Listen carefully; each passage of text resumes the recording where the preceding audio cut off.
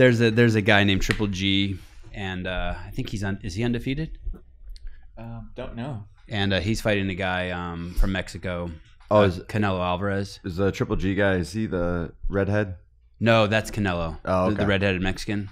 Oh, is he? Yeah. Yeah, I've seen some stuff of his pop up. I work with so many Mexicans that it's difficult to get an honest and fair conversation going. It's just all Canelo. For the record, he's a Mexican. Right. What's the difference, actually? You said that last night. There's a Mexican and a Mexican. Okay, so this is your team, Canelo. Yeah. That's Eric Maciel. He's Mexican. He's the engineer of the show, speaking off camera. Matt Fraser, Tyson Oldroyd. Is it fun, Fittest Man alive? Like, do you embrace it? Are you like, do you ever like think of yourself, hey, I'm the fittest guy alive? No, that never really comes into play.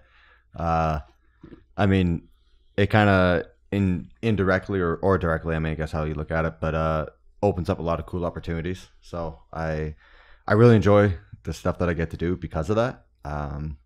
But directly, it doesn't really affect anything, you know. Let me get more specific. So like Dan would view himself as a Christian. I view myself as Armenian. You know what I mean? Like there's these things like Tyson would view himself as a CrossFitter. You're not like, man, I'm the fittest. I'm not the fittest. I'm not the fittest guy alive. It's not like you don't see yourself like that. I mean, it's what I'm pursuing right now. Right. You know, before this, you know, I really dedicated myself to school. Before that was weightlifting. Now it's CrossFit. So, I mean, it's just kind of what I'm doing for the time being. Are you religious? No. You have the serenity prayer? Yeah. What's that? What are the origins of that? Someone was saying if you had that means you were a former addict of some sort or in recovery. Yeah. So it was just a saying that my dad always said to me when I was a teenager. You know, dealing with teenage problems, you know, they're not actually problems, but they're what consuming you at the moment. And my dad would always tell me, he's like, you know, just take a deep breath, you know, say the serenity prayer. And you know, when you're 16 and you're told that, you're kind of like, all right, whatever. Like that doesn't do anything. Then I got a little bit older, started dealing with some actual problems, and that just kind of popped in. And, you know, if you really sit down, break it down and apply it to the situation you're in, you know, I found it helped me through a lot of stuff. And I think I was like 22 or 23, and my dad and I each got it. And my brother's a tattoo artist, so he's the one who put it on the both of us. Oh, that's Mako. That's not your brother? No, that's not my brother. Hey, that's a beautiful fucking head of hair. This guy's in Europe, right? Yeah, so he's in Italy. You know, we've gotten to be pretty good friends, and yeah, so I think that one I was in Switzerland, and he drove to Switzerland, watched me compete for 2 days, and then drove me back to Italy. And that tattoo took 2 days, and then that was 2 or 3 years ago. And then last year, Sam and I went over. He put us up for a week at his place, you know, just a vacation you read about type thing, you know, just absolutely incredible. And then he filled in the rest of my arm last year. He's a world famous tattoo artist, yeah. though, right? Like, he's incredible. He's like years out. How fresh is that one that he's pointing to? Is that like he just did that? Yeah, so that would have been like just finished up like 10 minutes earlier. Who are they, the ladies? Oh, they're just some good looking ladies, you know. It's really cool. It does not look like he just did it. Yeah, he is definitely like one of the best. And yeah, I mean, like he travels all over the world doing tattoos, and he says he's like he'll announce he's going to California for 10 days. He's taken 10 clients, and his manager has to like sort through hundreds. He has to sort through hundreds of emails to pick the 10 that he wants to do. Who's the most famous person he's done? I have no idea. Well, you're the fittest person he's done. Yeah, yeah, it kind of worked out, you know. We just started talking on Instagram, and I started following him. Because we know you don't return texts. I don't return your texts. Right. No, I started following him on Instagram purely because of tattoos, and then like I was like a year deep on his feed, and he was posting something about being at a CrossFit competition, and then he CrossFits. Yeah, yeah, he's the owner of a gym down there as well. Oh damn! How about CrossFit? What's the name of his gym? We need to do a piece on this guy. Yeah. Oh, Ink and Kilo. Yeah, Inked and Kilos, I think.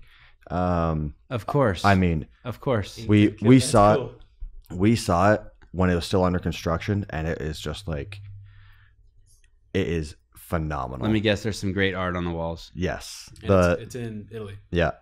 Can you find that Inked in Kilos? But yeah, so I started following him purely for like his tattoo posts, and then I saw he started doing CrossFit, and he and we just kind of struck up a conversation. I was like, you know, if you're ever stateside, I'd love to get in with you. And we tried lining up a couple things up, but I think one time he was in New York, and you know, it was during regionals week, so I was like, probably can't do that. But how much is a tattoo from a guy like that? What was he saying per session? I want to say it was like 1,200. And a session's like an hour? 12,000? 2,500. And how long is a session? I think anywhere from like 4 to 6 hours. Okay. You won't sit down for any less than $2,500. Basically, I think. That's crazy. Yeah, I mean, and the whole time we were there. And he did that in one session. That no, the first one was 2 sessions. It was 6 hours for each. And then the inside of the arm, I think I sat down for 11 hours straight. Did you work out the same day you get those? I think I waited a day on the one on the inside of my arm, and then the next day, Sammy and I were competing in Switzerland. Competing? Yeah. When you say Sammy and I were competing? Yeah, we did a team competition together in Switzerland. Oh, nice. Yeah. Wasn't there was video of that, right? Yeah, I'm sure there's some floating around. Wasn't Marson there?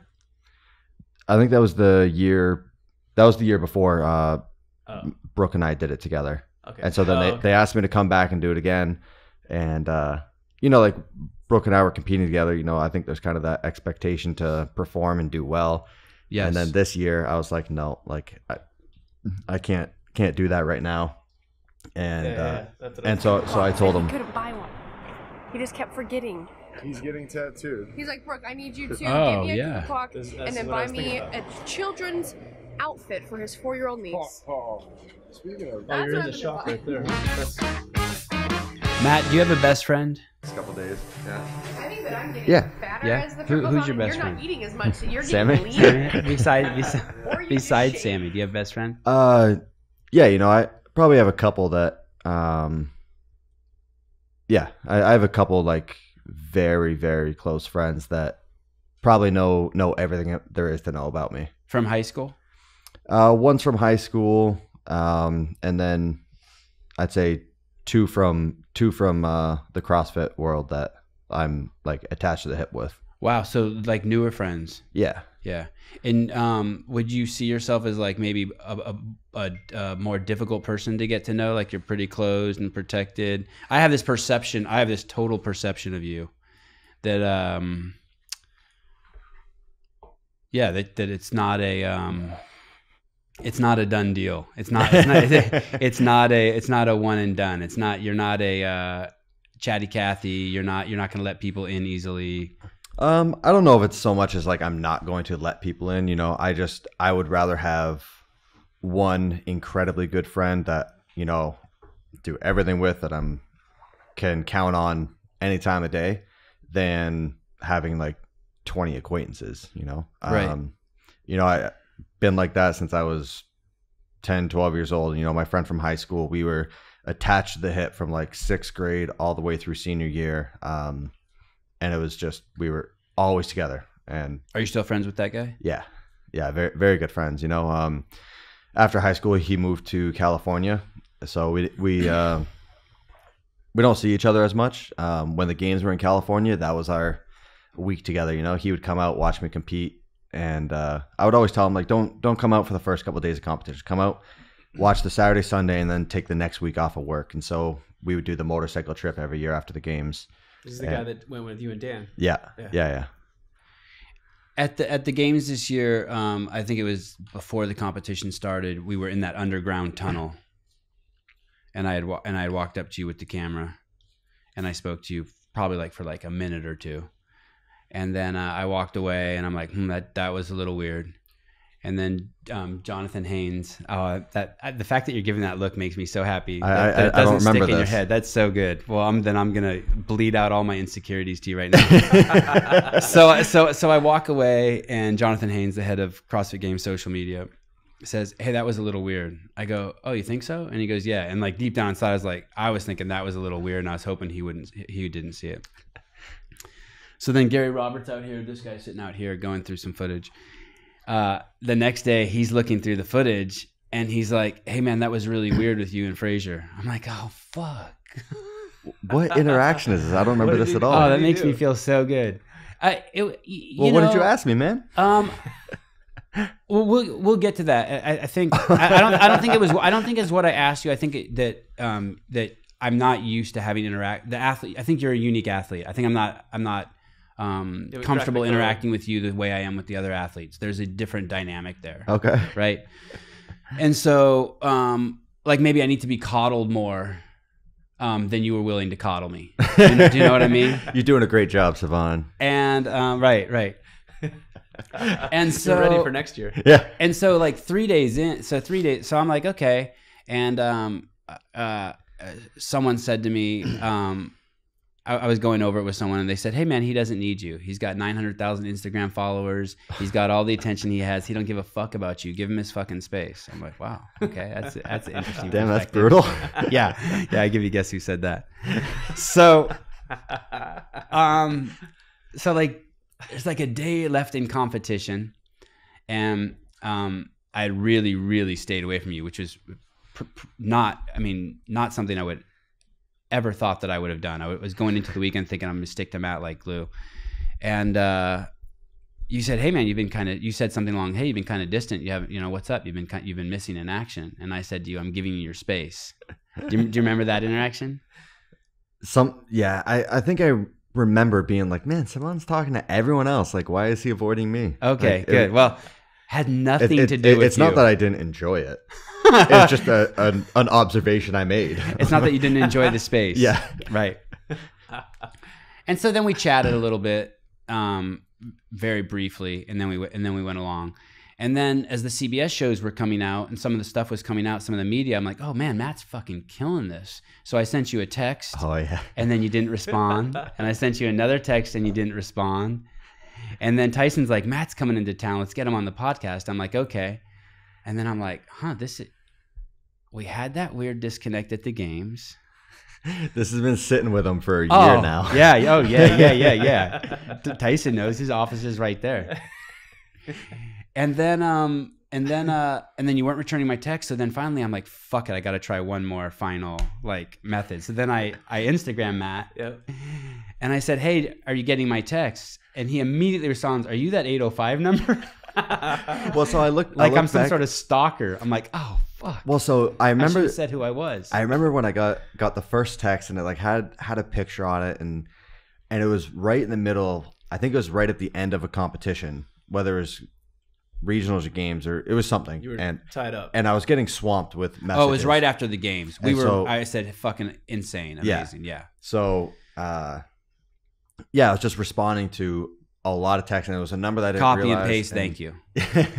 No, I really do try to address the people that have helped me and supported me, and that I'm in constant contact with, to give an individual message to. And that's usually I sit in an empty room for an hour. I'm like, all right, 1 hour I'm doing nothing but respond to these texts. And so that was one that came through. I didn't have the number, and I was like, I don't even want to get into this right now. Your phone didn't say awkward, this might be Sevon? Your iPhone didn't do that? Because search your emails? You didn't say hey, it's Sevon. Right. I know, but sometimes if someone texts me and I don't have their number and we've emailed before, my phone will be it might be Matt. Okay, I got none of that. Okay. Fuck your phone. And and then I looked back at the message, and it was one text per month for the last 3 months. And so finally, every 28th of the month at 3 p.m. And so I finally screenshotted it and sent it to, I think it was Mars. And I was like, "Hey, you have any idea who this number is?" And he's like, "It might be Sevon." And the fact that he said it might be, I'm like, okay, you would definitely have Savon's number, and you're saying it might be. It's Mars, though. It's probably not. And and yeah, then it was the Instagram message like, hey, you getting my text? I'm like, oh, of course, that's who it is. So awesome. And of course, it was like you didn't introduce yourself on the text. Stupid. Like, you were of just me. like, what a pompous. he would douche. obviously have my number. Yes. No, it's me, the guy blocking the clock. So awesome. He told me that you guys had finally talked, and I'm like, oh, this is going to be amazing on the podcast, right? Are you moving to Cookeville? Oh shit! Just direct with Just it. went right at I mean, I saw the Instagram posts, Yeah. and then someone must have mentioned to me. Oh, someone mentioned it, you. huh? Might be the same person from before. Yeah, same person from before. Is that a what's attractive about Cookeville? Taxes, bro. Oh, is it Tennessee's got a good? Yeah. So no income tax. Okay. Neither does Oregon, right? Yeah. So there's 6 states that have no income tax. 3 of which look appealing. What are they? Let's see. So there's New Hampshire, Florida, Texas, Tennessee, Alaska, and Wyoming. Is Alaska just out? Yeah, basically. I mean, cool place, The but hunting, you'd enjoy that. What's that? You'd enjoy the hunting, but beyond Yeah, that. beyond that, Actually, I've never been hunting, so I don't even know if I really? would. Yeah, never been. That surprises me. I haven't seen But Rich. there's a lot of people that shoot for sport, though. I haven't seen Rich's new house, but his first house he paid $150,000 for, and that would be $1 million, $1.5 million just down the street from HQ here. So I get it. So Tennessee and New Hampshire don't have income tax, but they have a different tax on like investments. And so as soon as I saw that, I was like, all right, those are out of the question. And so Sam and I were actually looking in Texas, and we're like, all right, we'll do 6 months in Texas, be residents there, and keep our place in Vermont. And but it's kind of like, all right, what gym am I going to train at? I don't know anyone in Texas in terms of like training partners or even just company to have in the gym. But we're like, financially it's the right move. So we'll figure it out. I train by myself most of the time anyways. So, and then talked to some accountants, and they're like, oh no, Tennessee, New Hampshire are good. Like the tax isn't anything worth worrying about. New Hampshire, you live in Vermont. New Hampshire's just a side. Yeah. So, move, right? Just that was something we talked about, and stay with your family. And we kind of thought, if we're moving, we want to move. New Hampshire, we'd still be trying to like commute back pretty often. Right. And then we're still stuck in the cold ass winters, Right. So Turn the page a little bit. yeah, like in Vermont, like it's an issue. Like it affects training in the winter. I have to go into the gym 30 minutes ahead of time and put the space heater on the bar so my hands don't freeze, and stuff like that. So little things, but and so we. Would you train at? So is it really a possibility that you'll move there? Yeah, it's a possibility. That's just kind of weird, isn't it? Why is that? CrossFit Games champ for 4 years, lives there. It's fucking in the middle of nowhere. No one would have ever heard of Cookeville if it wasn't for Rich. And he bows out, and this new guy steps on the scene that's super dominant, and the town he picks. Shines. I don't know. I can't pin it. It just seems, maybe weird's not the right word. The odds. It's like, shit, maybe I should buy a lotto ticket too. That's a good way to put it. Yeah, you know what I mean? Just like, odds what are the No, I mean, odds? It's not so- like he lives in New York City. So a couple years ago, like when I went down to train with him, and just on the ride to his place, it was like, yes, I dig this. I had that feeling when I first visited. Same. It's Yeah. very, very, like the landscape is almost identical to Vermont, and it's Except it won't freeze. exactly, they get the seasons, but nothing drastic. Yeah. I know this is falling into the weeds a bit, but would you train at his place? Like, one of the things you said is you don't, if you in Texas, you wouldn't have any cohorts. Yes, we talked about it, and like, immediately, like as soon as I found out Tennessee was an option, I shot him a note and just like, hey, like this is the situation. Like, would this be cool? And he was just like, hell yeah, come on down, man. And He is a warm, open arms guy. Yeah, I mean, he and Hillary, I mean, you can't ask for better people. You know, they opened their house to us and just made sure we had everything we needed while we were there. And you know, he obviously has a great training spot between his gym and his house, and so it was just kind of open door policy. And That's cool. So, you know, if like I'll always keep a home gym. You know, I do train by myself a lot. You know, I attack the stuff that I need to attack, and I mean, he's just a great guy, you know, like me. Yeah, sort of.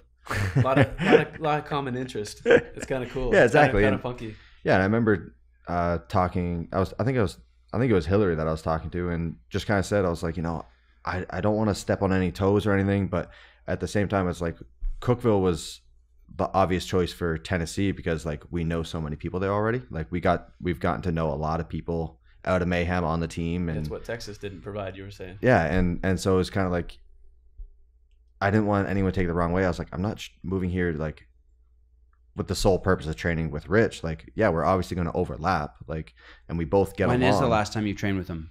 Prior to this visit to look at real estate? Probably before the 2015 games. Okay. Maybe. Which sort of re-emphasizes your point. You're not moving there to train with him. Yeah, I mean, because you haven't been there in 2 years. I mean, like I'm looking forward to training with him. Right. I mean, you're not going to find a better training partner. And there's a ton of people that pour through town, right, to train with. Yeah, I mean, even look at the people. Whole crew. Their whole crew. I mean, they're all freaks when it comes to fitness. They're all incredible. But the biggest thing is I just want to be surrounded by good people. Right. You know? You know, like when I train right now, it's like I'm in the gym. Rarely am I actually doing a workout with someone, but I like having that company of good people. You know, yeah. There was a something on Instagram, a meme, and you couldn't hear what you were saying, and it said, "Don't ask me about Rich." Yeah. Is that really what you were saying there? Oh yeah, those are my words. Okay, yeah. Tell me about that. Is it that commentator? Is it the question? Well, no. So the situation was, you know, I just finished the event and he pulls me over and to doing the. This is some CBS guy. Sam. It was right after the event, right? Yeah, Sam Favre, is that his name? So he pulls me over and he's asking me the questions, you know, like about that event and how do I feel about the rest of the competition. And it's not live at the time. He's just prepping you for what he's going to ask you. Or? No. This is live. Yeah, oh, it is. Oh shit. Okay. Okay. Oh, he's got it pulled up. Great. So anyways, he's going through his questions and there was a sheet of paper at his feet that had the questions written out on it. And so I'm reading the questions on the floor. As you can see, I'm like looking straight down. So I know the next question he's going to ask, and it was something about that. And so I thought the camera was going straight from my face to his face. I didn't realize it was a wide angle. And it was a question that I was like, don't even bring this up. You know, there's no point talking about it. Just leave it alone. And so when he pulled the mic back to himself to ask the question, I already knew the question he was asking. It was written on the piece of paper. And so I just said, ew. And did that fuck him up? Did that throw him for a loop? Yeah, I think he stuttered for a second, but then he just kind of picked up with another question. Misery loves company. That's great. That's how I feel around you.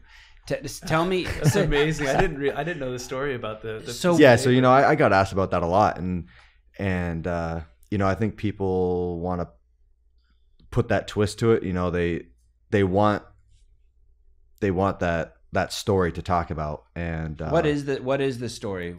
Like, who's better, or yeah, I mean, just people are asking. He was there, or people are always just asking, trying to compare. It's a constant comparison. And constant comparison, and my response is usually like, if you want to talk about the 2014 games when we were mixing apples and apples, right? Then we can talk about that, you know. But like different events, different competitors, like. We're playing the what if game. These hypothetical scenarios. Yeah, the hypotheticals, and so it's not enjoyable for you. It's exhausting. Well, I mean, it's not even so much that. I just find it a waste of time to talk about what ifs. Right. You know, like give me a black and white scenario of this is fact. Like, I don't want to hear about your opinion. Let me propose something. How about a Rich Froning, Matt Fraser one-on-one competition for a charity? Probably not.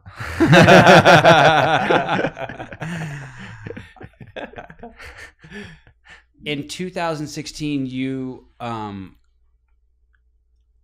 don't even remember the event, but you come around the corner of one of those land buoys, and it's you and Ben Smith, and you guys sprint to the finish line across the whole entire soccer stadium. Oh, the sprint event. The sprint. Yeah. Yeah. Is that like, do you feel like you're flying there? I mean, to us, it was crazy electric. Do you have any memories of that, or is it like you can't? Oh, that event I will have memory of for the rest of my life. Goosebumps? Yeah. every time that from off screen, she every time that event comes up, I get goosebumps because that was like the proudest moment I've ever had in competition. Like, granted, yeah, okay, whatever. It's a 50-point event, like it wasn't that important, but that was the moment that it was like all that hard work that I put in all year, like, the humbling moments all year of training with the high school track team of like, it's pretty humbling when you show up and you're getting your ass handed to you by some 13, 14-year-olds. Right. And to frame that for anyone that doesn't remember, that was because of the year prior. Yeah. So the 2015 games, the sprint event, I think I finished dead last on both of them, or close to dead last on both of them. And so, it was the thing that I identified as a weakness. And, I'm going through like options of like, how am I going to fix this? Like, I don't know how to train sprinting. And so my old weightlifting coach, who was a track coach by trade and got into weightlifting to help train track athletes, sent me a message, and he was like, hey, like, hold your head up. Like, you did great, blah, blah, blah.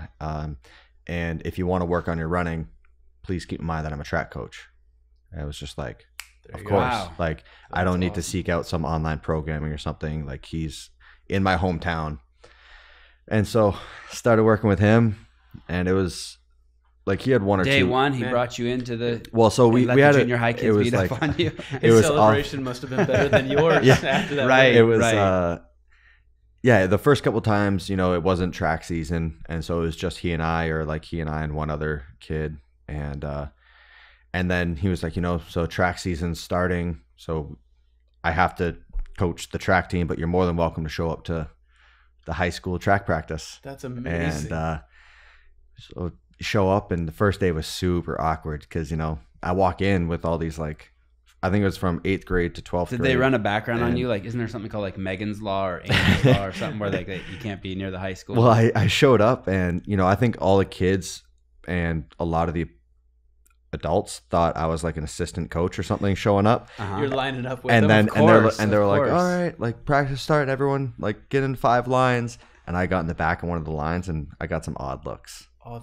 that's awesome. And by the end, did you have any camaraderie with the kids, or Yeah, high five them or fist bump them, or was there any like? Did you try? You're kind of making small talk with them, but like at the same time, I'm walking a thin line of like, I don't want to come off as a creep, right? Like right. hanging out with these like 15, 16-year-olds. So I mostly kept to myself. Giving you a run? Were they beating you? Oh god, yeah. So the one kid that my coach, so Chris Polakowski, he was track coach, and he was my weightlifting coach for 10 years.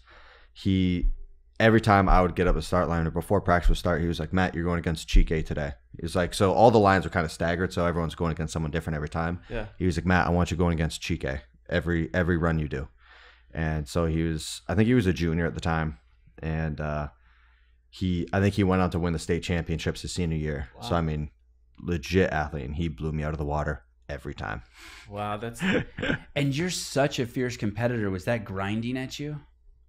I mean, I was trying to beat him every time. Like, it wasn't like I was giving a half-ass effort and losing. Did you ever beat him? No, not even close. Not even like in Rocky, not the final event of the season. He didn't pass his ass. Oh no, he was good. Like, that was his sport. Chike? Yeah, and I think so he ran the 100 Is he going meter. to the Olympics, or is he into Is he heroin in college? now? Is he still running? Yeah, I mean, those are your choices after competing at a high level.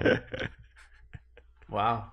So you have a step here on, or Ben has a step on you here. Yeah. So that was And do you see him ahead of you as you come around the turn? Like, Yeah, oh, so shit, that- he's got one step on me. Yeah, so after every turn, you know, his acceleration right out of the gate was better than mine. So he got a yard or two on me out of every corner, and then I was able to catch up going into the next one.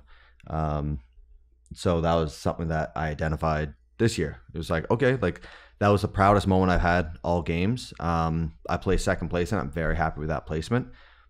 But I see a weakness. You know, my starts are my weakness now.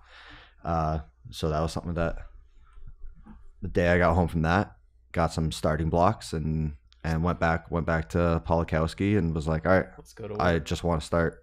Who's the new chique? No, I've just been doing it, going myself. Oh God. Is this it? This is the 2015. That's thickness right there. How much bigger were you that year? I think I was floating just above 200 around that time. I don't think I've watched this event ever. Really? Yeah. Can you make that full screen, Eric? Trying to chase down Dan Bailey's time of 18.56 seconds. You had hair then, Matt. Yeah.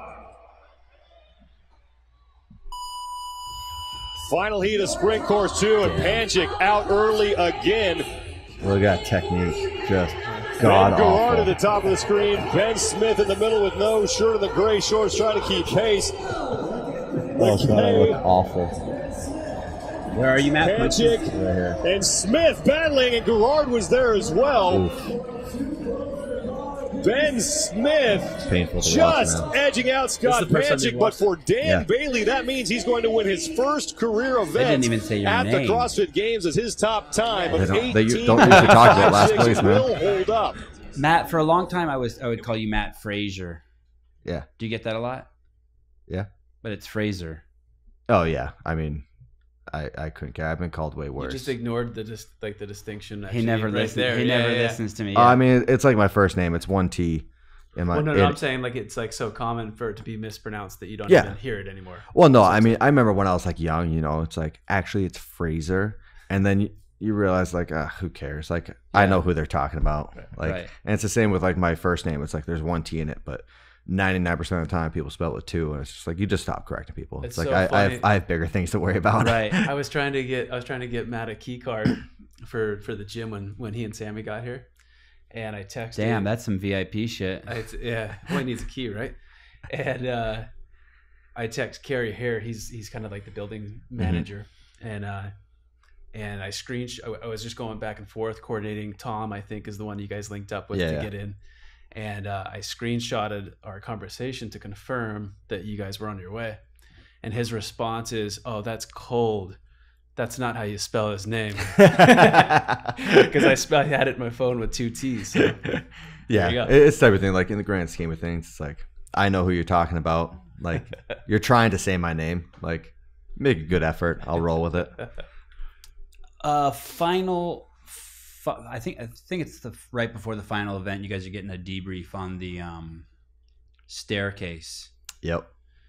and it's you and the great Cara Webb sitting there. Matt, you already know where this is Yeah, I going. already know where this is going. Damn, I thought I was going to surprise you with this one.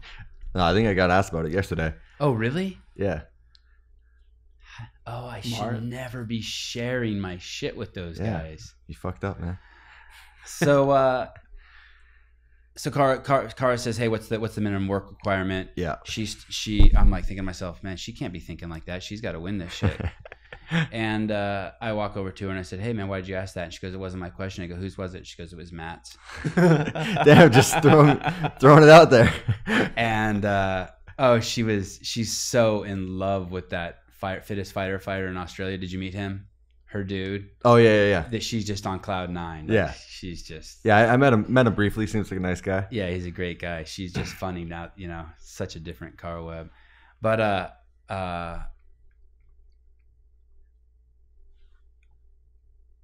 you came, then the event started and you came out like very like comically slow. Yeah. Just or chill. like you might as well have just been stirring an Alka-Seltzer in some water or something. You know what I mean? Like just it was actually very funny. Yeah. Well, I mean the whole thing behind that is, so it's like if I hit the minimum work requirement, I had enough points, I could place dead last as long as I hit that requirement. And so, even something as simple as we have to start facing away from the parallettes, 3, 2, 1, go, turn around, kick up, start your first set.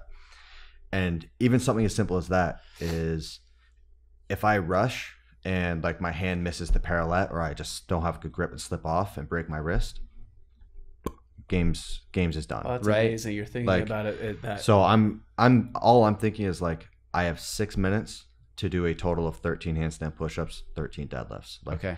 So even something is like, I'm not even thinking about if I can't complete this task. I'm thinking of like, if something comes up, like I twist an ankle, like it doesn't matter why you don't complete it. Right. Not completing it is the same, whether it's like I'm not capable of it or I get injured, So I'm just taking it like super cautiously. It was pretty cool to see you like just take a minute and just kind of take it all in. Yeah. And you really do take it in, right? As you come over to the kettlebells, it's almost like you're asking the guys around you, like, "Hey, what's up? Are we going to do this?" Yes.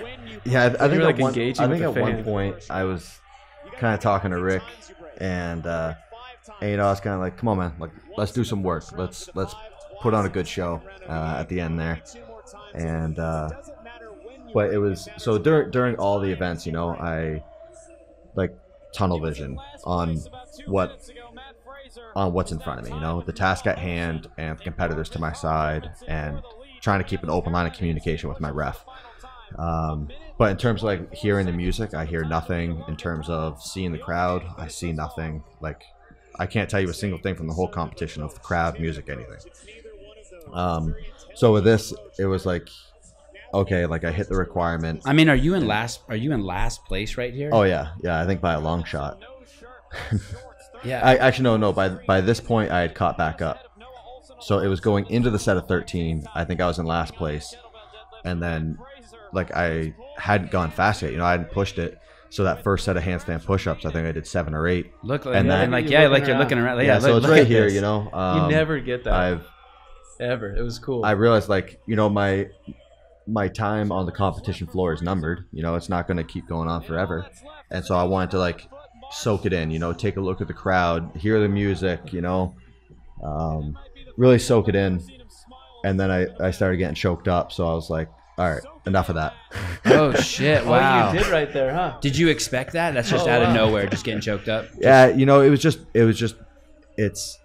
It's crazy, looking around at how many people are there, knowing that my friends and family are there watching, thinking about the whole year leading up to it, of like everything that went into it, all to that moment. So yeah, it's pretty overwhelming. Earlier you said you'll when you're responding to text messages, you'll sit down for like an hour and you'll give thoughtful responses. And what's really cool about that is as a non-athlete, non-games athlete, it means so much to anyone to get touched by you. Like I haven't so much experienced it with you, but like Katrin will really take her time at certain times and just really touch all the fans she can. Mm-hmm. And it's like, it's crazy giving back. And so to hear you say that, or to see that you get choked up out there and give that back, it's like, because the athletes are so focused. I mean, it's a conundrum, right? It's like, you have to be focused on yourself to win, to be the person that we want to adore. Mm-hmm. And if you give too much of yourself, you lose that edge, right? So it's kind of like, it's a crazy balancing act you guys put yourself through. Yeah, I think I don't balance it too much. I think you're just focused on getting the job done. I mean, for the entire year, I have one thing on my mind. Every decision I make comes down to what's going to benefit me when it comes to competition time. So, the last year or two. You don't compromise anywhere? Not usually. I try not to. That scene in Pumping Iron where Schwarzenegger doesn't go to his dad's funeral? Yeah. Like that kind of shit. Yeah. Luckily, I haven't been put in that situation yet. But, just stuff as simple as, just for 6-8 months, I'm not leaving home. Same diet, same sleep schedule, and it's not just me sacrificing stuff, it's friends and family. Like Sammy puts up with a lot. Right. But you surround yourself with like-minded people that they know why I'm doing it. They agree with it, support it, and you surround yourself with a good team, and it's pretty incredible what can get done. Is the end goal to and I'm gonna really simplify this, save enough, have this career as an athlete, get the proper endorsements, get enough money, and sort of be independently wealthy, like in 3 to 5 or 6 years? Is that the thought of like being independently wealthy, no, that I'm just nip that. Okay. No, that's not the goal. I want to be able to live comfortably. I'm not looking to drive the fancy cars, live in the fancy house. No. Sorry. No. I wasn't suggesting that in the slightest. What I'm suggesting is that it's to really work hard now and make the sacrifices now. Put in the so that you can have a nest egg. Well, there's a John Goodman. What was the movie he did with Mark Wahlberg? Do you know Fuck You Money, the $3 Million? Do you know that? I know the reference, but I don't know the movie. Oh, it's amazing. So when I think of you, I just think of you as that person. Like, hey, this guy is really, really focused, and he's like my mom or my dad. He's like probably already has a retirement account. You know what I mean? Like, day one, I set up a retirement account. Like at 18 when you first got your first job, right? You'll enjoy this clip. This is. Just play that. You're asking me about that John Goodman quote. Oh shit, I lost it. Let's see. That's fuck you money. Yeah. So yes, I'm familiar with that quote that you're talking about. So you have that's what I mean by long-term plan. I mean, you have a plan or a short-term plan for your long-term. Like you. I've leveraging the I'm very aware of the situation that I'm put in now, with these opportunities and opportunity to win some good money and not pay taxes on it in Tennessee. That's part of trust me, plan, right? I'll still be paying taxes. Right.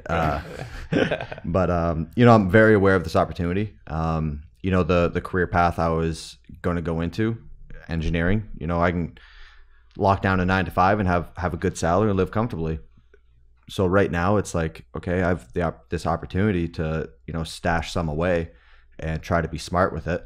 And so that's what I've been doing over the last couple of years, Sounds like you've been doing it your whole life. Sounds like it's a trait you've had. Yeah, I've always tried to plan for tomorrow. But when you're a broke college student, how much can you actually save? Right. Well, you can not smoke all your weed on Monday. Hey, you mentioned something actually about not driving the fancy car or anything like that. Yeah. You actually just bought one of like my dream trucks. Yeah. Your 7.3. Yeah. 7.3 Power Stroke regular cab. That's amazing. Oh yeah. How do you reconcile that? No. My point is did someone give it to you or you bought it? Oh no, so I bought that and I was looking for probably 6 or 8 months. Like I had very specific truck that I wanted. Sammy says a year. No, what's interesting about that is, the champ, he wins. You've got a pile of cash. You know what I mean? You've compiled from winning the games a couple times, and instead of going out and buying a brand new truck, there's a specific truck. And guys that know Power Strokes know that the best motor, the best truck that they ever built is a very specific range. 94 to that's your truck. That's what you got. Yeah. 96 you are moving to Cookeville. Look at that thing. So 94 to 98. Yeah, that was Ford's turbo diesel, and it's amazing. How much? And I don't want to talk about it. It was way less expensive than a new truck. That's my point. Still crazy expensive for a used truck. Yeah, it was definitely up there. Because for that truck, it's so rare to find. With the mileage that I found it with 90,000 miles. They're usually up like 200,000-300,000 miles. There's not a speck of rust on that one, so that's hard to find. And how many did you look at? Oh, I mean, I was checking, scouring Craigslist for years. Yeah, for probably the better part of a year, every day, like looking eBay, Craigslist, and surrounding areas. And Sammy actually started kind of getting fed up of me spending so much time looking for it. And there's some on eBay, but Did it's it like interfere with your fitness? no. Like I'd find one out in Utah, and I'm like, but I can't afford to take the time to fly there and drive it back. And Sammy's like, just buy one already. Buy me a plane ticket. I'll go out and I'll drive it back. I just think it's awesome. You've of course won the games you a couple do. of times. Yeah, of course. This is a guy who powder coats a new piece on his motorcycle every week. Well, I have an appreciation for those things. Yeah. But I just think it's cool. Yeah, you didn't run out and buy a brand new truck. You bought a 20-year-old truck. But for anyone who knows what they're looking at, you know what you're looking at. I like the things that I like. Is there a swoosh on it? Because I like them, not because they have the higher price tag or anything like that. Could you sell a swoosh to Nike on the door? Be like, hey guys, buy me this truck. I'll throw a swoosh on the door. Oh no, I'm keeping that baby all original. That's amazing. Is it fun being a Nike athlete? Hell yeah, man. It seems like it would be really fun. Yeah, of course. Have you met any of their other athletes? Have you met LeBron? No, didn't meet LeBron. I met a couple of their athletes, a boxer, rugby player, a couple years ago. What boxer? Do you remember his name? I don't remember his name. I think he was from rugby. London. That's what they play in. Yeah. So the overseas. Boxer was from London, I think. The rugby player was from Australia. Amir Khan? Huh? Did you meet Amir Khan? I have no idea, man. Okay. I bet you it is him. Yeah. I met Phil Knight a couple years ago. That was That's cool. pretty crazy, That's cool. But is his hair crazy, like in the photos? Yeah. Yeah, he's got like the pompadour, like the Trump, but thicker. Yeah, super nice guy. And just kind of looking at it, like looking at his age, like he has no reason to show up for work ever. He can retire and be more than comfortable.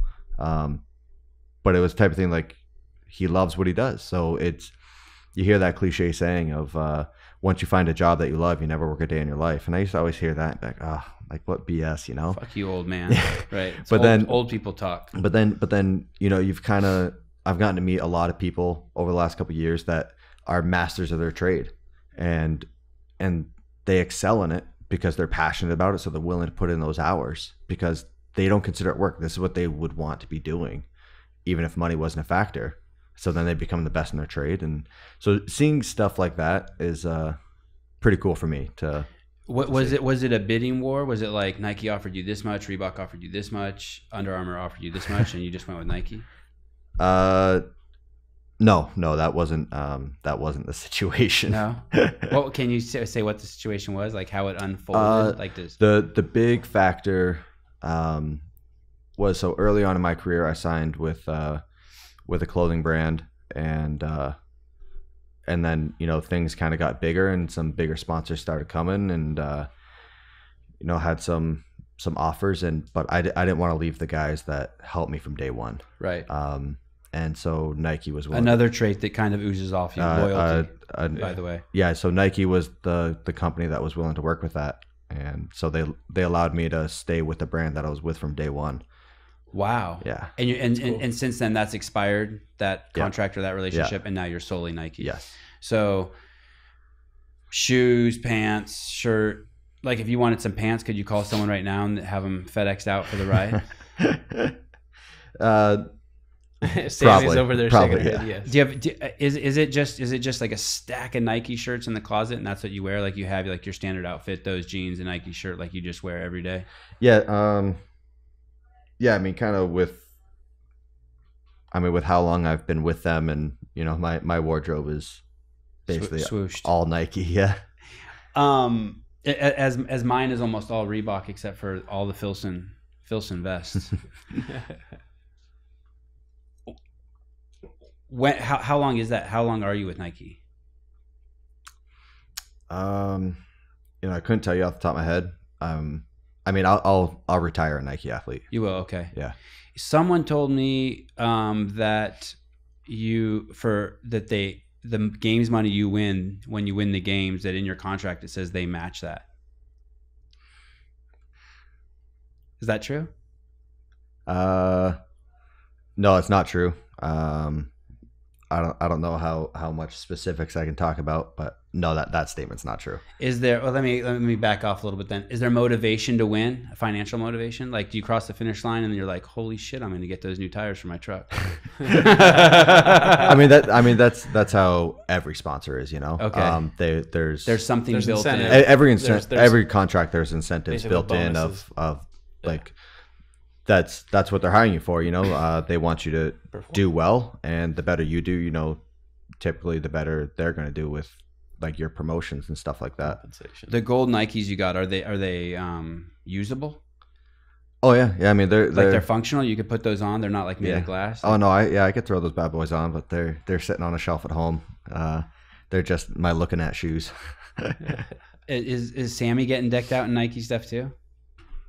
Oh yeah, she her wardrobe's a good portion Nike. Are you how old are you, Matt? 27. Are you a romantic guy?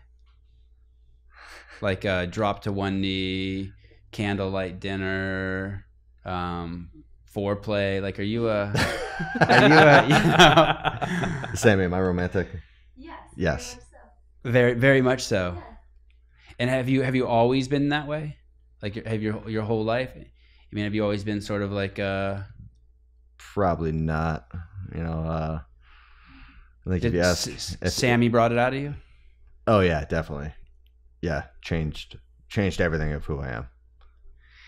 You're 27 years old. You're at the I mean, God, I wouldn't even say you're at the peak of your career. And I have to imagine that not only with opportunities like with Nike, that there's other opportunities too in terms of relationships, like just like people, women, whatever, adventure. And you have a serious commitment everywhere. You guys go everywhere together, right? Yeah. Is that do you feel like you're missing out, or do you? Not for a second. And how did that happen? Like, what is it about Sammy that like the rest of that stuff doesn't penetrate? You know, like we go on the adventures together, you know. Like all the stuff, I want to share that stuff, you know. It's not like Is it from your mom and dad? Your mom and dad were that, like, right? They were so you know, they were not only sports partners, but they were lovers, right? Yeah, they got married. Right. And so you know, my dad would always share stories of like when they were on tour, and that's Sammy, right? Yeah. Want to make sure we got the right photo. You know, my parents got to travel the world together, and you know, I always valued that, of like, how cool is that? You know, they like individually they got this incredible opportunity, but then like they got to spend the rest of their lives together in terms of like, and they have those stories that no one can take away. That's it. And so, you know, I've always wanted that. You know, that was something that I heard about when I was younger, and I just always thought like, man, like that would be so cool. And so then I'm so lucky that like it's happening. It happened. And yes, totally. So, you know, I'm grateful every day. You know, it's not the type of thing like where I'm looking back a year later, I'm like, oh man, that was such a cool experience that I got. Like Sam and I talk about it all the time of like, we are in such a cool position. Like, we don't take for granted anything that's happening. When you went out and visited Rich and you saw that he has two beautiful kids, was there any did you feel any clock ticking or itch in your scrotum, or no? Any guys want to jump ship? No, you know, we've obviously talked about that, and but we also see like the stuff that we're doing now, it would be a lot harder if we had kids. So, you know, it will fuck your priorities up, whether you want to or not. It unravels your shit. Yeah. So, you know, we're both on the same page of like there's a timestamp on what we're doing right now. You know, right. It's not going to be forever that someone wants to buy me a plane ticket, fly me to beautiful sunny California, and do that. You know, so we're taking full advantage of the stuff that we can right now, and when the time comes, you'll never see me again.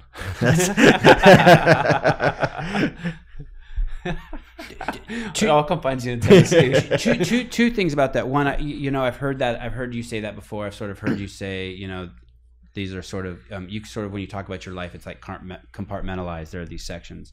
But my thought is when I hear about the transitions your life has gone through from an outsider, you yourself, Matt Fraser, don't know what you're going to be like in 5 years. You're really like exploring yourself to its fullest. And in 5 years, you could, for all you know, you could, I've heard you say, oh, I'm not going to open a gym, or I'm not going to do this. You never know. Yeah. You know, if you're a jump in with both feet kind of guy, and we obviously don't know what you're going to jump into next, right? If you asked me 5 years ago where I was going to be today, and you told me that I would be competing in CrossFit, I would have laughed at you. Just like, no way is that ever happening. Right. But then, you know, kind of turn events, you know, and it happened. And, you know, I'm a very black and white kind of guy. Like there's very little gray area. You know, I like facts. And if I'm going to do something, I want to commit to it and do it to my fullest, you know? So that's kind of what happened with CrossFit, you know, jumped in with both feet and gave it a whirl. And so in 5 years, you know, I'm very excited for what's next, you know? I have no idea. Like, so I'm very excited to see what I'm able to apply myself to next. If what I'm saying is so obvious, I apologize in advance, but I don't think it necessarily is. You're at this one tip of the spear for CrossFit, and then on the other end of CrossFit, you know, you're sort of like the skin of CrossFit where you live. You know what I mean? The forward facing CrossFit games, what the entire world sees, right? Yeah. But underneath that layer of skin, there's 14,000 gyms, and there's as you've seen as you travel the country, there's a massive obesity epidemic, and more importantly, there's a massive type 2 diabetes epidemic. I mean, it's really, really bad. And it's you sort of becoming this face of CrossFit, and more and more and more, you're inspiring those people who not only not necessarily want to go to the games, but you give them hope. You know what I mean? You're sort of like a mortal who turned into a superhuman being in their eyes. You know what I mean? And we see this over and over, and the emails pour into HQ. Oh my God, Matt got me so excited I got into CrossFit. But not only to be a part of the games, but to like change their life. You know what I mean? And it saved their life. I don't know if you've heard Greg's recent lectures, and it's pretty standard. The whole medical community accepts it, that 70% of people are dying from chronic disease, which is basically what they're eating, their nutrition. So do you feel any of that from where you sit, that you're having that impact, or that you're that figure, or is it still like, nope, I'm just focused on? Yeah, you know, I'm definitely not focused on trying to inspire anyone, but I get the messages, you know. I get, and I think a big chunk was from the Nutriforce videos that got released before the games this year. You know, they did one a week for like the 72-part series. Yeah, dude. Yeah. You know, those guys did an incredible job with it. You know, and with the amount of time that they spent and the amount of content that they got was just incredible. But I think that was more or less the first time that like guys were around me enough to kind of get like a day-to-day feel of what I'm doing and kind of picking my brain. And you know, like I'm very good friends with both the camera guys that came out. So doing beforehand, or you built it? So I knew one of them ahead of time, then really liked them, and then I got to know the other one during the whole process. So you know, when you're sitting down for interviews, we were literally just having conversations, right? And then they're very, very skilled at what they do, and they're able to edit it to kind of make it make sense. And so I think that was a big part of, you know, I couldn't tell you how many messages I got of like people tuning in every week to watch that video and telling me they loved it. You know, it changed something in their lives, and that's awesome, you know. And you know, I've gotten to see it firsthand with a couple people in my family and a couple friends that, you know, just weren't happy with their body physically or with their health wise, you know, and they made, and that's the best part, right? Who was it in your family, by the way? So the first one was my brother. You know, he came to the games. Was he fat? He had let himself go a little bit, and like by no means, like you won't see him walking through the supermarket and be like, oh my God, shit, Tyson, look at that guy. Yeah. but you know, he was always an in shape kid, like through high school and stuff. And role model for you? Oh no, we couldn't be more different. Okay. We like ever since we were like 10 years old, just polar opposites. Okay. But he came to the games one year and like fittest crowd in the world, and his words were like, "Oh my God, I'm so fat. Like I'm the fattest person here." And so, you know, I talked to him a little bit and just like, you know, make small changes. Don't make this big drastic swing and be miserable. Make little changes at a time. Then it becomes normal. Then you make another little change. And I remember I saw a picture of him like after a couple months, and he had lost 50 pounds. And I was like, he was fat. Holy shit. Like, wow. Like you look like an entirely new person. Yeah, that's a bag and a half of dog food. That's, you know, like whenever I think of like 50 pounds. Yeah. Yeah, like it was huge. And he just made some little tweaks in his diet and started running. And then does he have kids? Yeah, he has 2 daughters. So you have 2 nieces. Yeah. That's cool. And then it was this year during the Open. He was like, I want to do the Open. He wasn't doing CrossFit. He just wanted to show up on Fridays, do the Open workout, and leave. And it was a huge eye opener that he was like, I run 10 miles a day or 5 miles a day, and they went in for the Open workout. Fit enough to do the and so the first workout, you know, I'll always remember that picture. He's a very intimidating looking guy, you know, like big grizzly beard, rides a old Ironhead Harley, like tattooed neck, knuckles, like he's tattooed head to toe. And then the picture I saw of him was when the first Open workout this year finished, and he's just laying on the ground in the fetal position in a pool of sweat. Who sent that to you? He did. Okay. And I was like, man, that's awesome. And he's like, man, I thought my cardio was good. He's like, this is a whole different type of cardio. Like, and so after the Open, he ended up joining the gym and been going pretty regularly. And what gym did he join? Do you know? Yeah, I don't even know the name of it. But he's down in Louisville, Kentucky.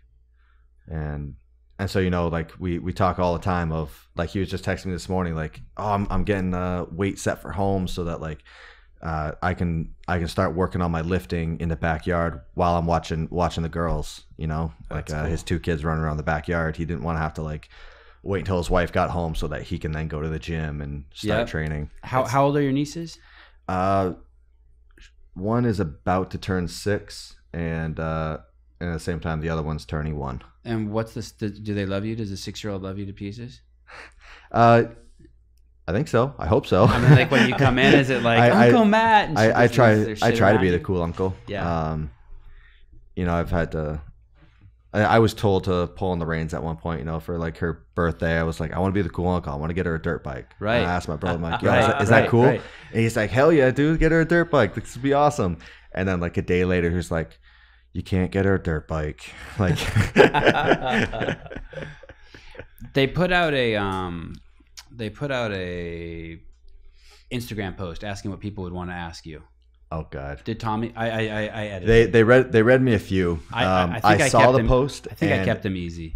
I saw the post and immediately scrolled by it because I was like, the things that are about to be said here. No, these are easy. These are so easy. Okay, number 1. Tell me about your first bi experience. My first what?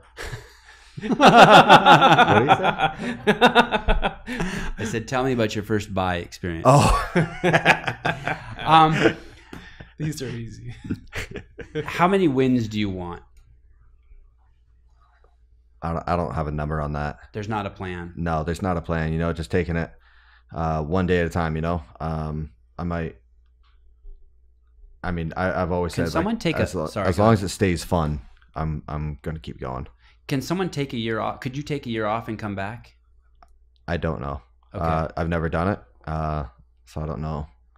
I don't know what would go into that. You know, it's just something that I've never dealt with, so I don't know the answer. Do you so is fun the only metric that really you're rolling on now? Is it what if someone popped? I know you don't like hypotheticals, so just if you give me a side swipe. If someone popped on the scene that was so fucking gnarly that you felt like you were going to be turned into Scott Panchek and just take 4th every year. Oh, Scott's gonna love that. Jesus, man. Would you? I mean, okay, another sidebar. So there's a lot of great guys that you're standing on their back. They have to take second, third, fourth, and fifth. I mean, Scott's like the fucking greatest CrossFitter alive. He can't get the respect because there's dudes like you who are just like stand on his shoulders every year, right? So I had a job. Actually, I've had a couple of jobs that it was literally every morning wake up at like the one job I was waking up like 3:30 in the morning to go to work, and literally like open your eyes and just the first thought was fuck.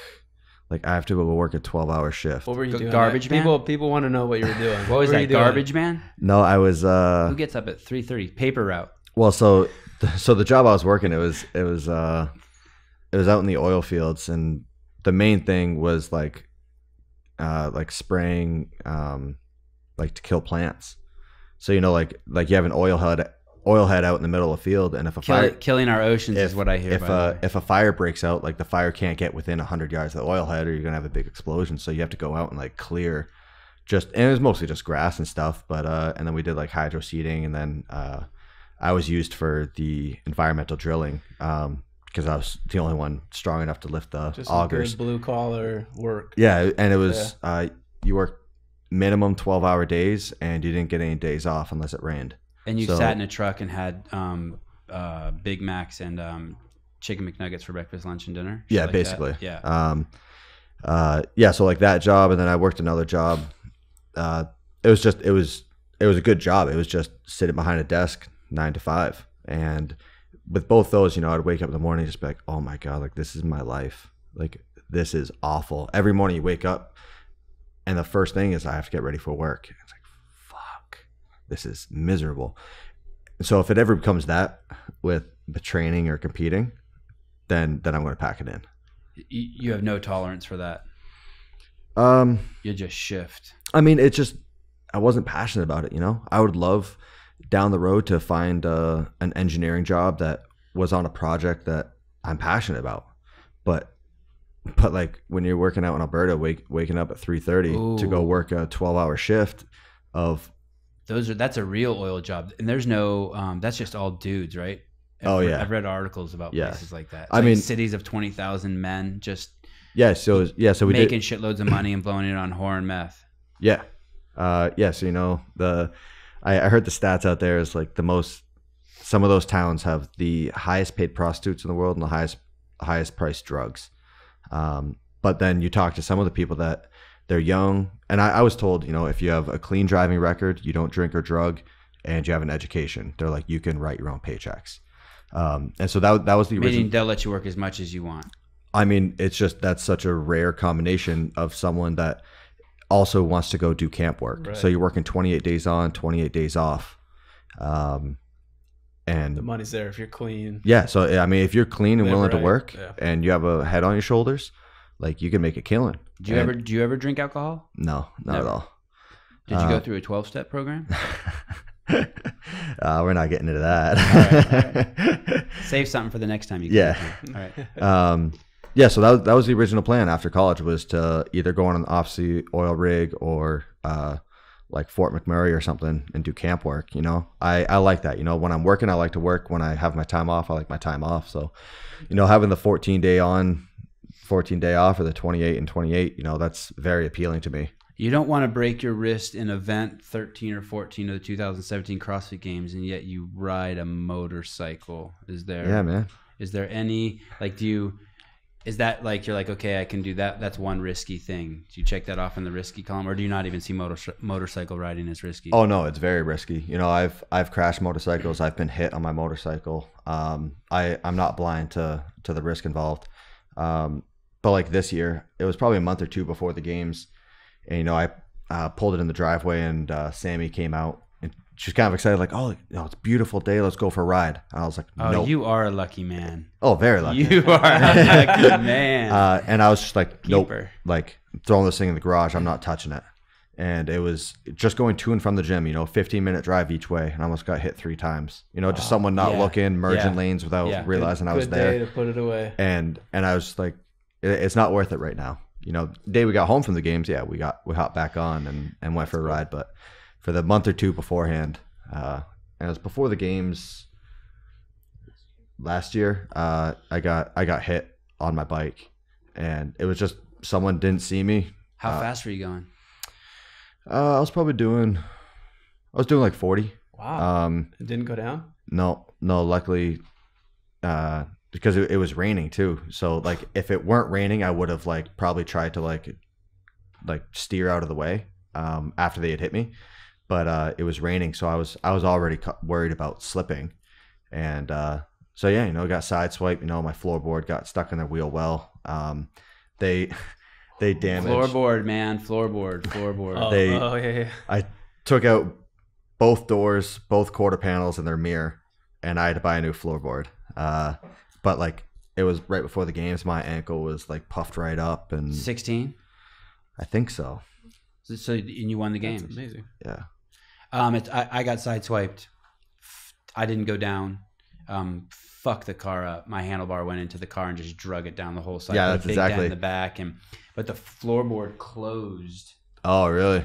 on my foot.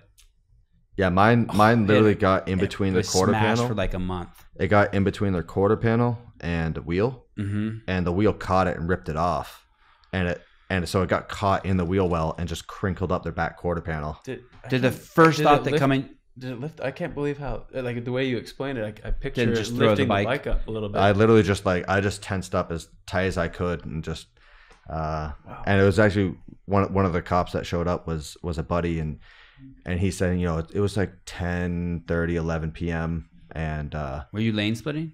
no, and he showed up and he was like, holy shit, man. He's like, we just got a call like 11 p.m. It's raining and a car hit a motorcycle. He's like, I thought I was coming to clean up a body. Shows up and it's you. Yeah, and he was like, and it's you. Awesome. Wow. Damn. And did you think as soon as it hit you, were like, fuck, my games are over? No, I thought, shit, my life is over. Okay. Right. Someone asked one of the questions, and I thought this one was pretty funny. Could you beat LeBron on the Versa climber? I have no idea, man. And if he held his hand up, could you touch it? I have no idea. How tall is he? He's fucking tall, like the ceiling, like 10 feet tall. I don't think I can grab 10. Can you slam dunk? No, I can't grab 10. LeBron's 6'8", by the way. 6'8"? Yeah, I'm sure he has like a 14-foot wingspan. The Versa Climate Challenge, that actually might be a little bit. What is that?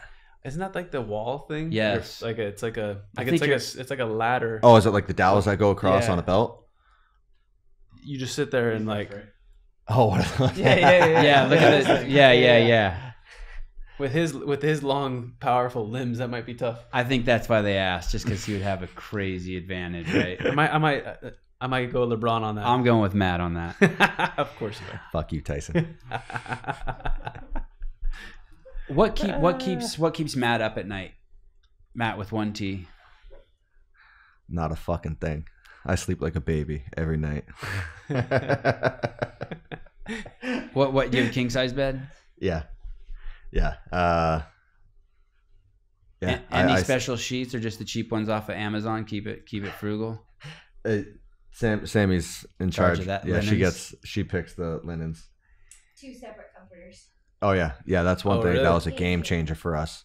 Was 2 separate sets of comforters on 1 king size bed. Yeah. 2 full king comforters. Wait, so you each have your own? I think they're like queens.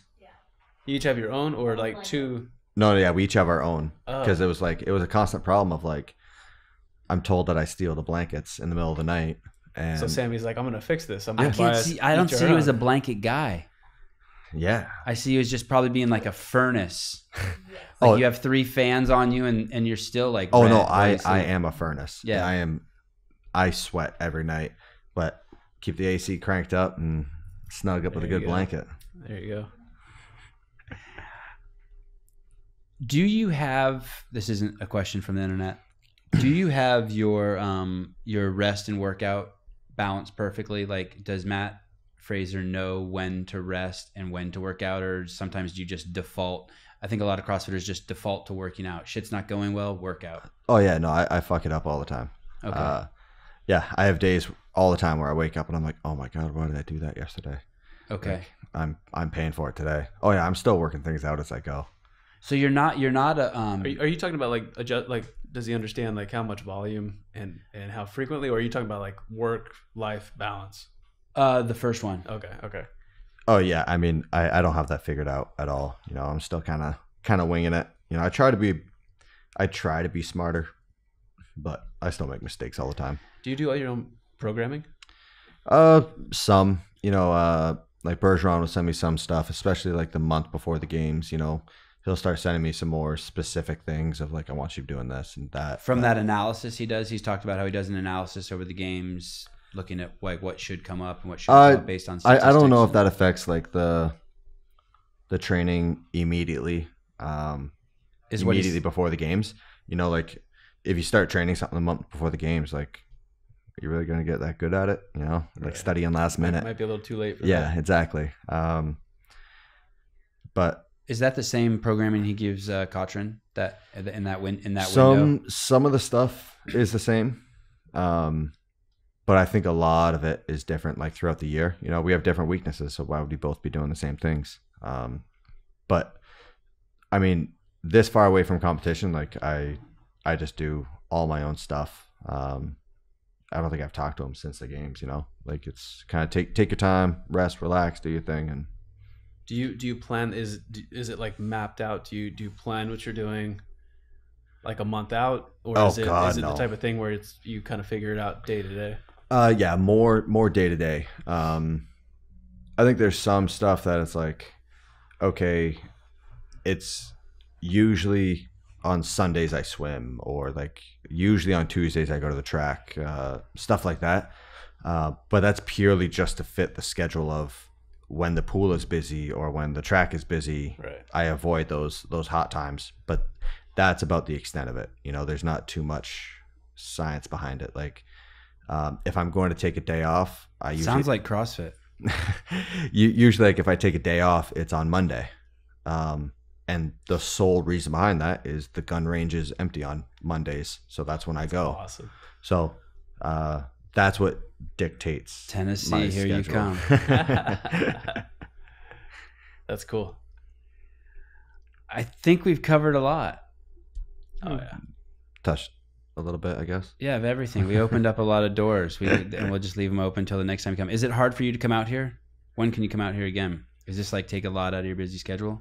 I mean, it'll probably be like in another month or so. I'm probably gonna lock it down, not leave home again. Wow. That's you said that earlier. There's like 8 or 9 months where you just don't leave. Yeah. So like, and then like this month right now, like we're on the road for over a month now. Like we got a couple days added on, but we left on the 1st. We get back to Boston on the 1st. Then we're in Boston for a couple days. Like we're yeah. I've been home. Watching. You guys have been all over. Yeah, I've been home for 5 days total since the games. And wow. I won't be home until like first week in October. When you look at the landscape differences between Carson and Madison, does that affect your training at all? Like knowing, okay, hey, this is a whole different venue. More running, more swimming, less running, less swimming, more hay, less hay. Not so much. You know, it's kind of knowing that you guys probably have more access to whatever you want in Madison. You know, I think the town is behind it a little bit more, so they're more willing to like, oh, if you need a street shut down or if you need the boat launch, like all that stuff. Oh, you need an entire park to make a cyclocross event. Like you guys have access to basically whatever you want out there, so it kind of opens it up, but it doesn't affect me too much. You know, I just keep kind of doing what I'm doing. Was that hammer event stupid? No, I like the event.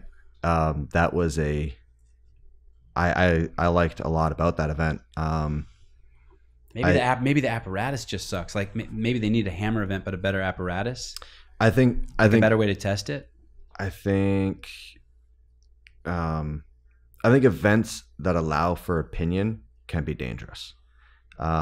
So if there's something like box jumps, did they hit full extension at the top? Some refs are like, oh, you're basically there. And then others like want you to pause at the top. So it's like, that's kind of a tough movement because there's opinion involved. Right. So instead of doing box jumps, do box jump overs, You know, there's fact. So what was the opinion in the hammer event? I think if like they were telling us like you have to stand in line with that front face of what we were hitting. So, you know, one ref may want your heels in front of it. The other ref may want your toes in front of it. Right. And then another ref is like, go ahead, stand 3 feet behind it, you know? And is that because of the way that the hammer will hit? Yeah, you're able to. Yeah, if you're standing behind it, you can drag it. You can kind of hook it with the hammer and pull. So I think. Did you do that? No, not at all. Was it hard not to? Yes, that was hard not to because Yeah. like you see. I mean, right? You see your. I don't know what to call it, like a anvil, like I don't know what was that called. piece called? Let's call it an anvil. Sure. You know, like when you're watching it move a quarter inch every smack, and you're like, this is going Just nowhere, crushing you mentally. And I want to make it very clear, like I wasn't winning that event, no matter how I did it or how anyone else did it. Like it's not an outrageous strength for me. Yeah. But I was able to get through it. Yeah. Like. Oh, so wait, like what we just saw there, like the feet are in line. That's what they were saying. Yeah, that's what they said the rule was. So that wouldn't count. Who is it?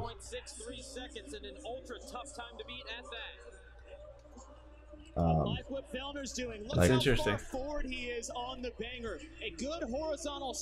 It's really So, yeah, Vellner's getting it moving, and he's not doing a hook push. He's just doing a push. I think Vellner's doing a good job there. Yeah, me too. Oh, sorry, I was talking about Fikowski. Sorry, I had him confused.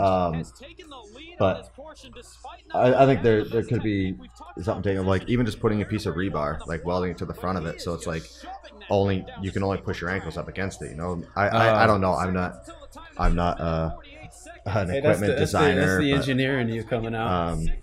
Yes, you are an equipment designer. But I think So this is like clearly not.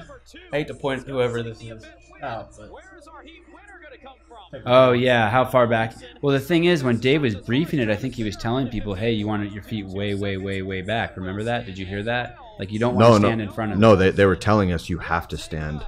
Oh, is the opposite? Flush with the front of it. Okay. wow. Whatever Noah did gave him a huge advantage. Whatever technique he was using.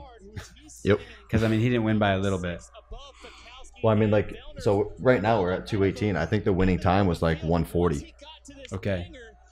But I mean, it's the type of thing like I think stuff like this comes up all the time of like the people programming kind of say like, oh, we should have changed this. You know, they go back. I'm sure they look at all the stuff and what can be done better. And so the next year when it comes back, it is better. You mean him? That guy. That same guy. That same guy we keep talking about. No, I mean, even in terms like anything, you know, always trying to improve, make stuff better. But this is embarrassing. Do you get it? Then I'll ask a better question. Let's not look at this. Oh no, Matt didn't take first. Does the drug testing get annoying? No. Like throughout the year, someone asking you where you're at, you have 24 hours to piss in this cup. Oh like, yeah, I mean, it's Jesus. No, I mean that's fine. It's you know, it's not something that's on the top of my mind. So it's like it's usually last minute. I'm like, oh my god, I forgot to submit. Like I need to submit before I leave. Like it's all year, right? Yeah, random. It's part of it though, right? I mean, well, I've had that for, like I had that in weightlifting, and it was no advance notice in weightlifting. Like they would literally. Like if for some reason you got up in the dorm rooms at the Olympic Training Center, you had to give 1 hour of your day where they can physically show up and you'll be there. 1 hour every single day. And so everyone puts from 5 to 6 a.m. Okay. I'll be in my room. Oh, right, right. It's usually a safe bet.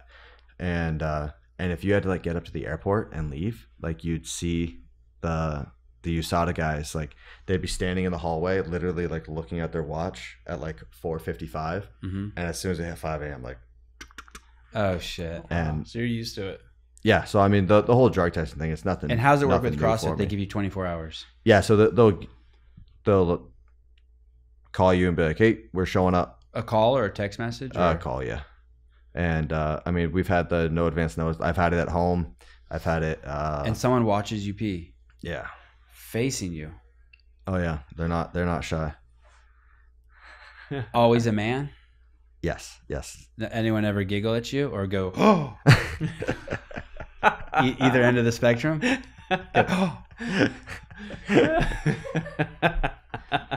Sammy's cracking up over here.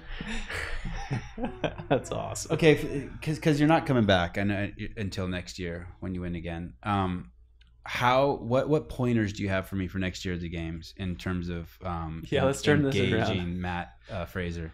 What are some Oh, pointers? I was talking to someone else, and they kind of asked, they're like, hey, like we want to make sure that like the stuff that we're doing behind the scenes is okay, and who the fuck asked that? You mean someone from CrossFit? I'm not throwing them under the bus, man. That's none of their fucking business. That's my domain. I ain't snitching. They were probably asking for this me. Guy. Careful. What's going on, man? And and I said, like, I remember a couple years ago there was like the ESPN cameras that were they were strange. Like they said nothing. What's that? Like a bike? Oh yeah, The dude, that thing Chieftain? is nice. Get on it yet? Okay. Straight from here. Oh yeah, we're going for a ride after this. But yeah, like the ESPN guys, like we didn't know them. They wouldn't talk to us. They just like followed you around very closely and would say nothing. And I was like, I don't like that. It's kind of strange. But with all you media guys, it's like you guys know the routine of like the last couple minutes before an event, you're not usually talking to athletes, or at least not to me. So it's like, all right, that's great, but like when we do talk, it's not like you're just some annoying reporter. It's like we mainly know you guys like on a more personal level. So like we know we're more friends than anything else. So it's like we're in the back cutting it up with you guys. Yeah, exactly. So like talking to you, it's not like a straight interview. We're just having a conversation. So I mean, and that's obviously when the best results come out as well, because I'm not worried about phrasing an answer perfectly. It's in 2016 you were in the at the top of the tennis stadium, and you're just about to go in, and you're doing that whole for people who don't know, you have a whole like yawning routine before you go out. That's just an old habit from weightlifting. And Scott Panchek is there, and he's like telling me, get that. And so I come over, I'm like, hey Matt, what's going on? And you're like, and you were like almost vomiting, and I was talking to you. Oh yeah, the dry heaves. And I was engaged with you, and Matt was rubbing, throwing some Scott was throwing some comments at you, and you seemed perfectly cool with it. Yeah, just like chill, just like you didn't. The camera wasn't. Well, I mean, it's something that's happened for. And yet it was an intimate moment. You know what I mean? I mean, here you are trying to have a moment right before you go out, and I have the camera in your face, and Scott's talking shit to you, and it's like. Oh yeah, I mean, with all the guys that we compete against, there's friendly trash talking going on. I haven't experienced any like serious trash talking. It's all like in good fun. When you walked by Gerard and he was snatching 225 and you said, "You going for a PR, huh?" Do you remember that? Well, yeah, and then he continued on to get a 30-pound PR. And, okay. Yeah, I mean he fucking killed it. That was pretty cool to see. But I mean, like a couple of the guys that I talked to all season long, we talk smack and joke around all year long. So it's not like I'm just seeing a new guy at the games and he's coming up and like talking shit, Right, these are boys. Yeah. You think Bridges will make another run?